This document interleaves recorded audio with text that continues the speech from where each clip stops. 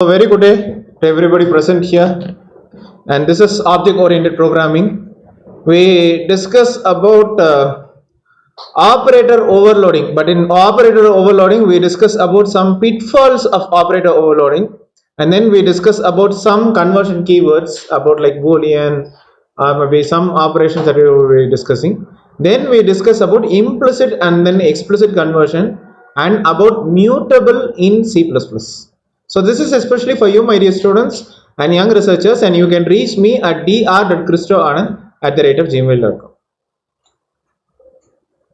So before beginning the session, don't forget to thank God. As for me, I thank God for giving me this golden opportunity, to giving me time, to give me good energy, to give me good health, to come here physically to teach for you, to handle the session, to share my knowledge among my fellow national, international participants, students and young researchers. So today's class we discuss about function overloading concept.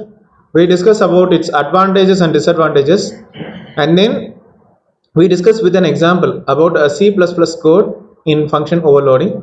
Then we discuss or understand the definition of a pitfall, and we discuss about the constructor pitfalls.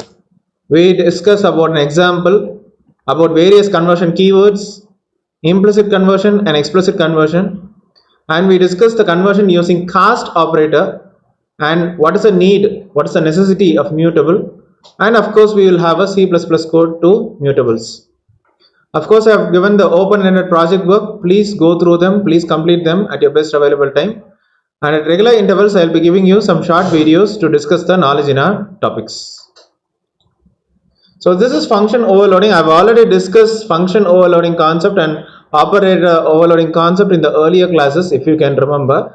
Function overloading, once again, it is actually one of the most important features of the OOP, object oriented programming. So generally we will have more than one function but with the same name. Okay, so here with the overloaded functions we would have like different definitions, different semantics for that particular function. And when you take in the case of the advantage, generally you can improve the code readability and you can actually reuse the code. So that is the major advantage. You can actually save space. Definitely the code that you are using is consistent and you can improve the readability of the code. When it concerns with the processing or maybe execution of the program, generally it is very fast enough, and maintenance of code is actually very easy. And as I told you, it's very easy to maintain the code. It's offering the feature of flexibility as well, and we can enjoy several operations. And as I told you, in this particular function overloading, it can have more than one function having the same name but different properties. So this itself is a great advantage of the function overloading. When you discuss about the disadvantages, these function declarations cannot be overloaded. Okay, for example, if you consider a code int function and then float function, generally it will be giving an error because already we have loaded with integer. Now again we are loading with a float. It doesn't help. Okay, so the function cannot be overloaded by the return type. Okay, so here the member function declarations with the same name and with the same parameter cannot be overloaded. So that is the main thing. So that's what we saw in the example, int function and then float function. Both of them it cannot be overloaded. Okay, like for example, the student if he or she studies 6 subjects in the class, okay, maybe if I try to load another 6 subjects, it's too heavy for you. Okay, so this is function overloading. Okay, suppose if you have got a lunch and immediately I give you another one lunch, it is another again overloading. Okay, same case with the function overloading as well.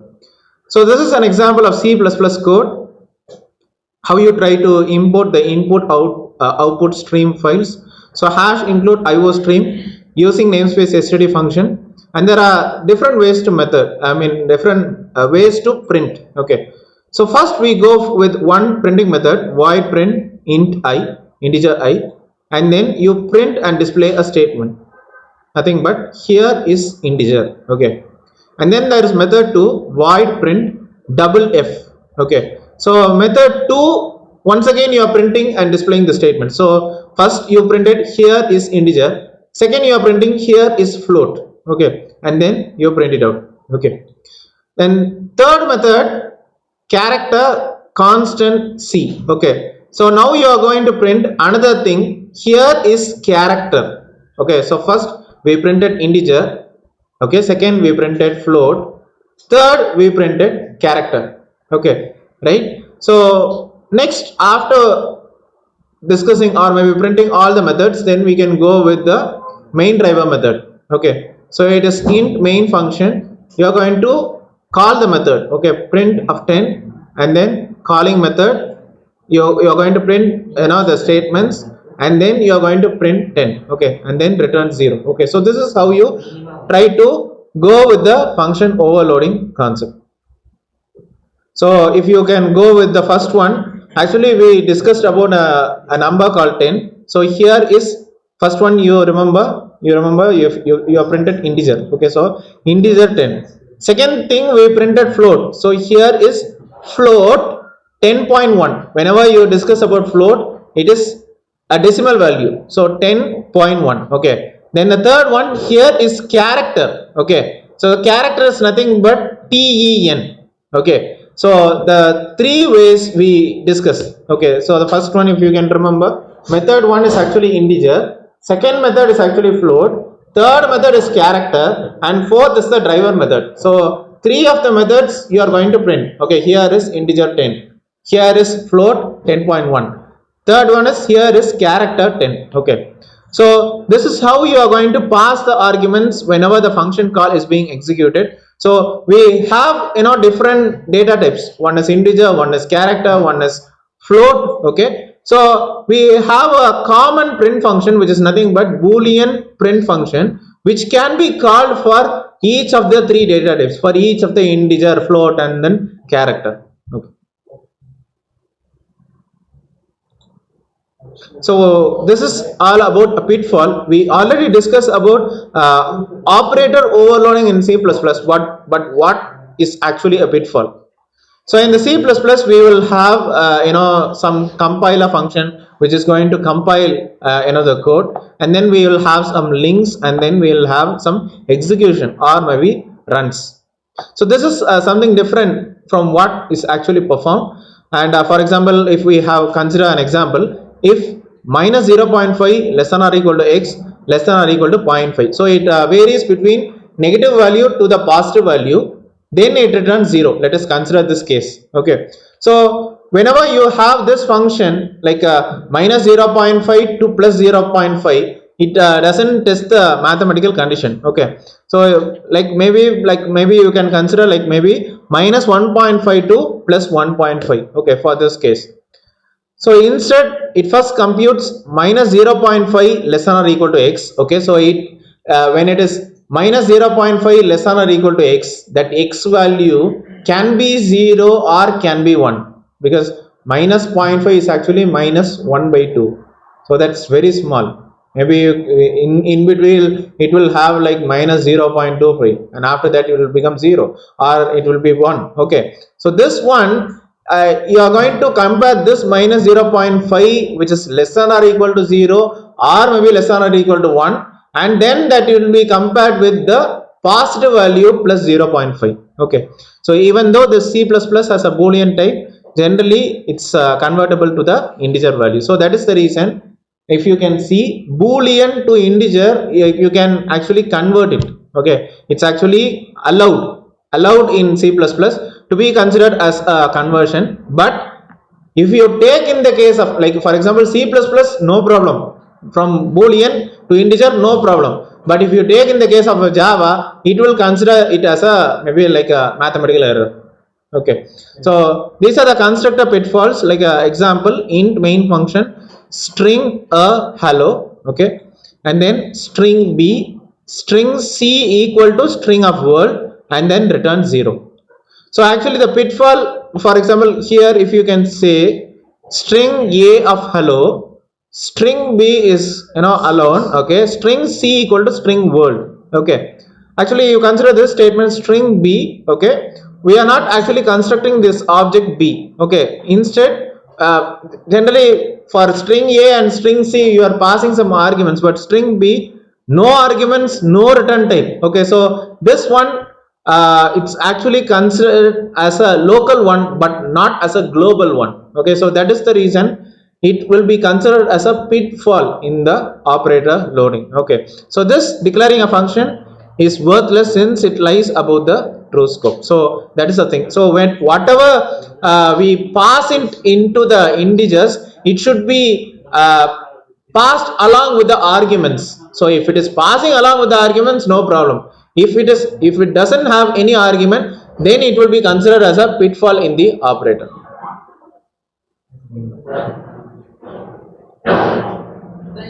So this is an example. We have template type name of T, class array, public array of int size. So T ampersand operator integer. Okay, and then you have the array T and then operator const array. I mean the array is actually T. Okay, then we have the driver code in main function array double. You have a of 10. Then you have the array indices. Okay, a of 0, a of 1, a of 2, and so on. So a of 0 equal to 0, a of 1 1, a of 2 4, a of 3 9, and a of 4 equal to 16. Okay. So we print it out like a of 5 similarly 25, a of 6 36, a of 7 49, a of 8 64, a of 9 81. Okay, so here if we can see a of actually it should be a of 6 in the top. If you can see after a of 5 equal to 25, it should be a of 6, but instead it is mentioned as a equal to 36. Okay, so it will be compiling this one. Okay, a equal to this array of this double value. Okay, which is actually 36. So this a will be replaced by the 36 numbers. Okay, so this is the pitfall. Okay, because normally we tend to categorize each of them: a of 0, a of 1, a of 2, a of 3, a of 4, a of 5 also. But in place of a of 6, you have only a. Okay, so it is actually replaced with a new array of 36 numbers. So that would be considered as a pitfall. So with this addition of the constructors, definitely it will be serving as a argument as well as a type conversion. Okay, so don't use constructors, don't use any explicit keywords. Okay, but in the most cases try to avoid them. So this is also another example of pitfalls. So template type name T, class array, we have the public class explicit array of int size. Then within that you have a private class T data, okay, int size, and then you have a template type name of T, array T, you have the array of int size. Then you mention the size accordingly. Then you have data of new T size, and then you have a driver code in main function array double of a of 10. Here you specify like a of 1 equal to 64, and that's all. Okay, so in the previous example, if you saw a of 1 equal to something, a of 2 equal to something, a of 3, a of 4, a of 5, but a of 6 was not mentioned, a of 7, a of 8, a of 9. But this one, it just stops with a of 1 and immediately it stopped. So which means the program crashes. So this is the pitfall that we have there. We have like template type name of T, array of T, array in size, the size, data, the new data size. So I mean the new T size. Okay, so it should be the new T size that we are specifying. Also when you are specifying a of 1 equal to 64, it should go on, but it is not specified in the code. So actually the program crashes. But still it was able to compile because of the new T size, because the pointer that we are pointing is constructed from the integer size, and then we also have new T size which is constructed from the default constructor.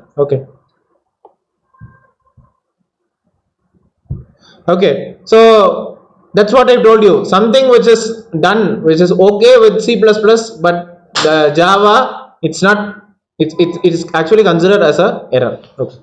Keywords. So we have different examples of conversion keywords. So generally we have like implicit conversion and then explicit conversion. So this implicit conversion we call it as automatic type conversion because the compiler will do everything in its own. You need not have to have an external force or maybe external trigger from the user.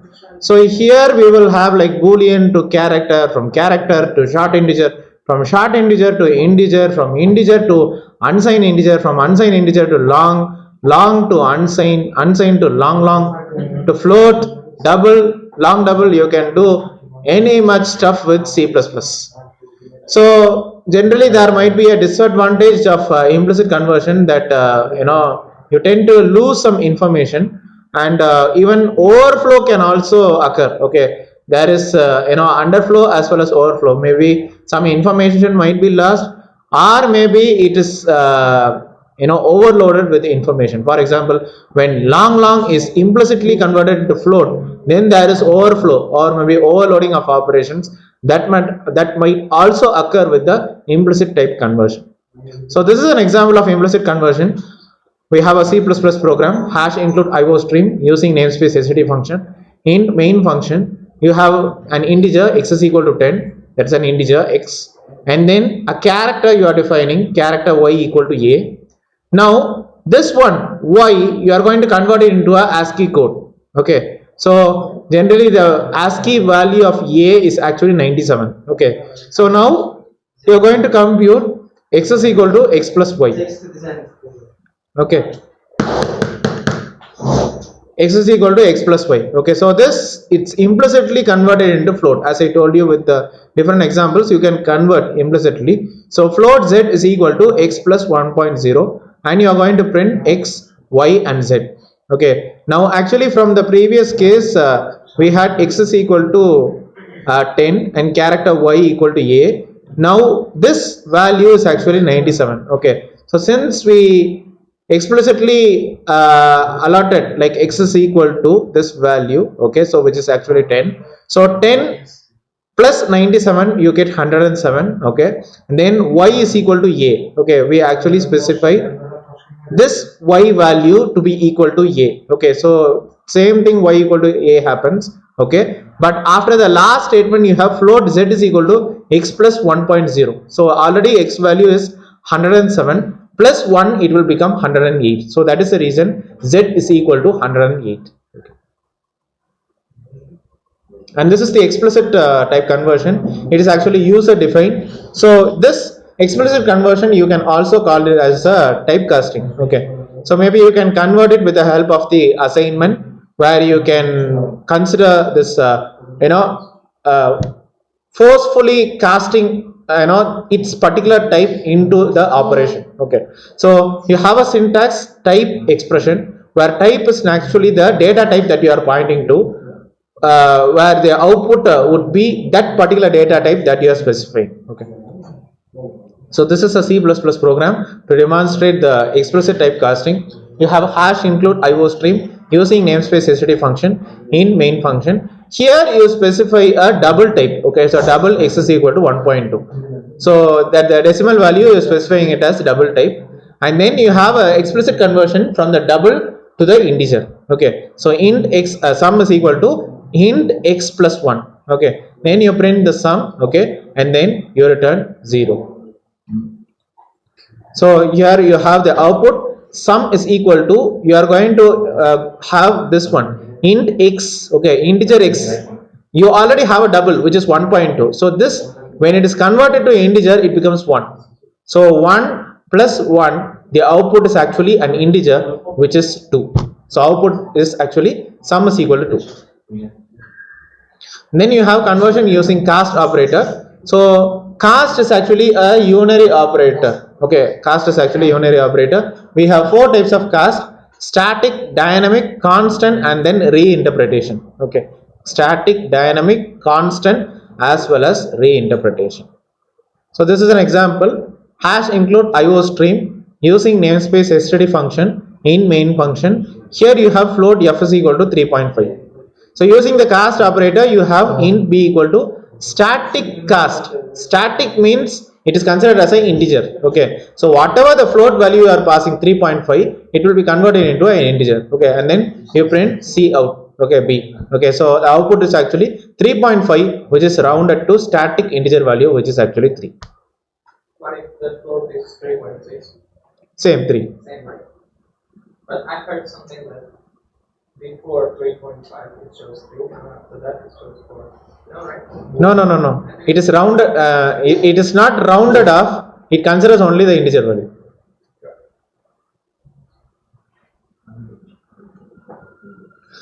So these are the advantages. Generally, you can compute these expressions very fast.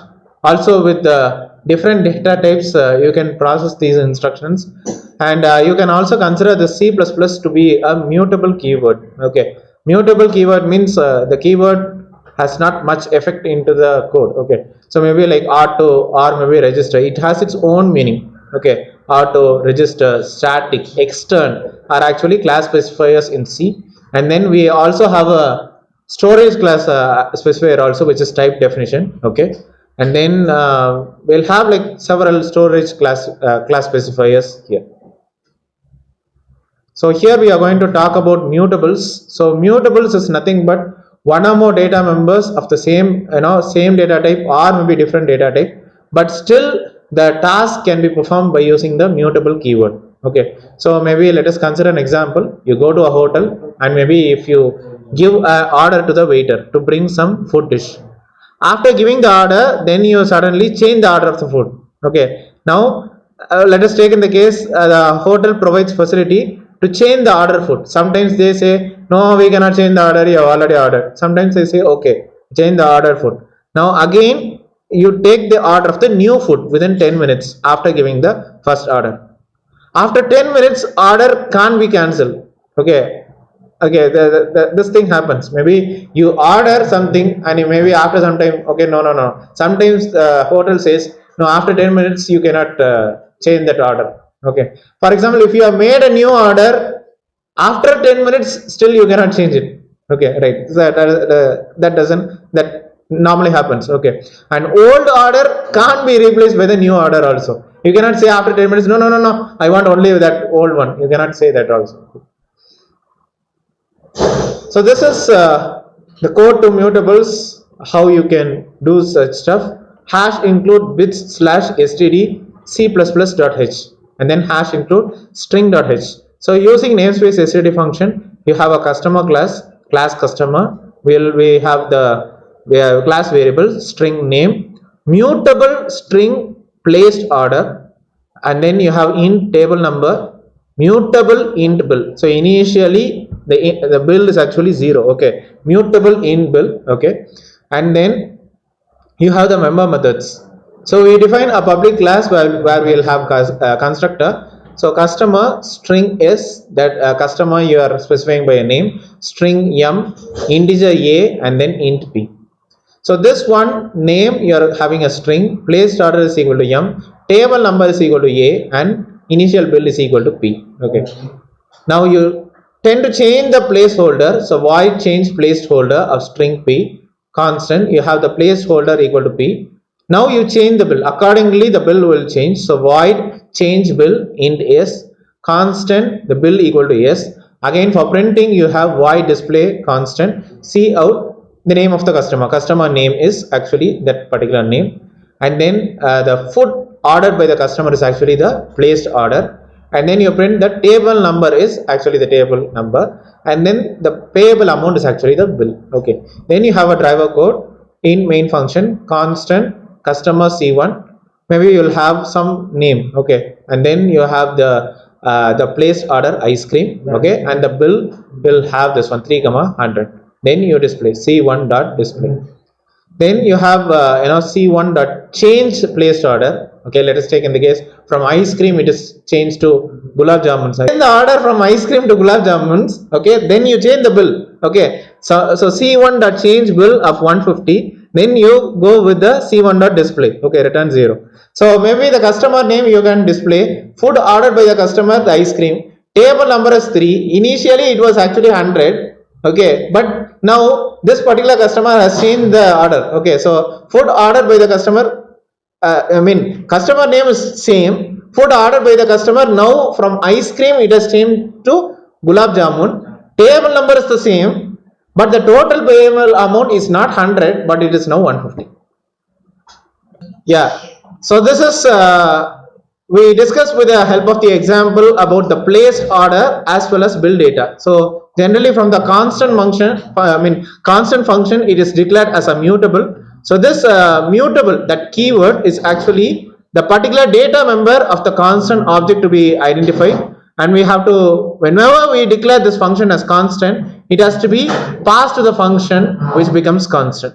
So whenever you add the mutables to the variable, generally you can make this constant pointer to change the members. So that is the reason you change the placed order from ice cream to gulab jamun. Okay, so this is the data members which can be declared as a mutable and can even be modified also according to the constant object type. Okay, so maybe whenever you are specifying mutable specifier, you cannot change the mutable specifier declared as static or maybe constant or maybe reference. So that is the thing with the case of mutables. I hope you understood the example of about mutables.